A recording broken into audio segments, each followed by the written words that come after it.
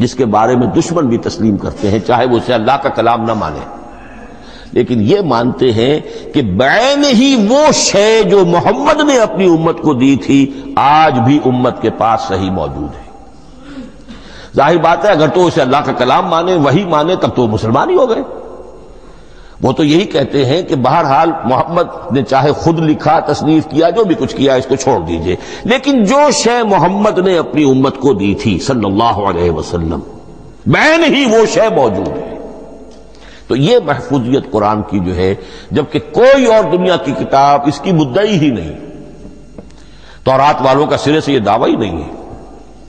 وہ تورات تو گم ہو گئی تھی نبوکدنضر کے حملے کے وقت، اس کے بعد سے دنیا میں تورات کا وجود نہیں ہے، اور پھر 100 برس کے بعد اپنی یادداشتوں سے مرتب کی ہے یہ تورات جو آج ہمارے سامنے ہے۔ انجیل کا جیسا کہ میں عرض کر چکا ہوں کوئی نسخہ جو ہے نہ عبرانی کا موجود ہے نہ آرامی زبان کا ہے۔ دنیا کی کوئی کتاب نہیں جو دعویٰ کر سکتی ہو۔ یہ قرآن جو شروع ہوتا ہے ذالک الکتاب لا ریب فیہ، یہ دعویٰ دنیا کی کسی اور کتاب نے خود کیا بھی نہیں۔ اس کی بھی جس قدر پرشکوہ الفاظ میں علامہ اقبال نے اس کی ترجمانی کی ہے انہی کا حصہ ہے۔ حرف اورا ریب نئے، تبدیل نئے، آیش شرمندہ تعویل نئے۔ اس قرآن کے کسی حرف میں کوئی تحریف ہو جانا نہیں، امکان ہی نہیں، قطعی طور پر کسی لفظ کا بدل دیا جانا نہیں، حرف اورا ریب نئے، تبدیل نئے، اس میں کسی کا شک پر مبنی ہونا نہیں، آیش شرمندہ تعویل نئے۔ اس کی آیت کوئی بھی ایسی نہیں جسے تروڑا مروڑا جا سکے، یہ اپنی حفاظت خود کرتی ہے۔ لا یاتیہ الباطل من بین یدیہ ولا من خلفہ، حبیب سجدہ کی آیت نمبر 42، اس پر باطل حملہ آور ہو ہی نہیں سکتا۔ انا نحن نزلنا الذکر وانا لہ لحافظون، ہم ہی نے یہ الذکر نازل کیا ہے اور ہم ہی اس کی حفاظت کرنے والے ہیں۔ جہاں تک پہلے ٹکڑے کا تعلق ہے اس آیت مبارکہ کا، اس میں تو تورات بھی آئے گی۔ تورات کس نے نازل کی؟ اللہ نے نازل کی۔ انجیل کس نے نازل کی؟ اللہ نے نازل کی۔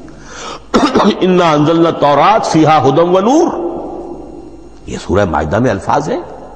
انجیل کے بارے میں بھی ہم نے انجیل عطا کی عیسیٰ کو، فیہ ھدی ونور، لیکن یہ کہ انا نحن نزلنا الذکر، اس کو اس قدر تاکید کے ساتھ کہہ کر وانا لہ لحافظون، اور ہم ہی اس کے محافظ ہیں۔ لیکن اس موضوع پر اہم ترین مقام جو ہے قرآن مجید کا وہ سورہ قیامہ کی یہ آیات ہے، لا تحرک بہ لسانک لتعجل بہ۔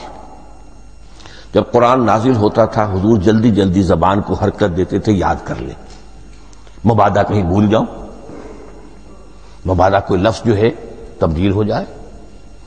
یہ مشقت جو آپ جھیل رہے تھے اس سے اللہ نے روک دیا از راہ شفقت اور محبت۔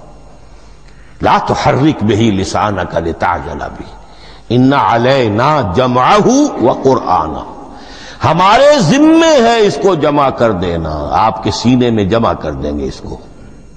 اور صرف جمع کرنا نہیں، قرآن ترتیب، قرآن ہوتا ہے پڑھا جاتا ترتیب سے، یعنی ترتیب نزولی، یہ بعد میں ہماری علیحدہ بحث بھی آئے گی کہ ترتیب نزولی اور ہے، ترتیب مصحف اور ہے، یہ ترتیب بھی ہم کروا دیں گے، یہ بھی ہمارے ذمے ہے۔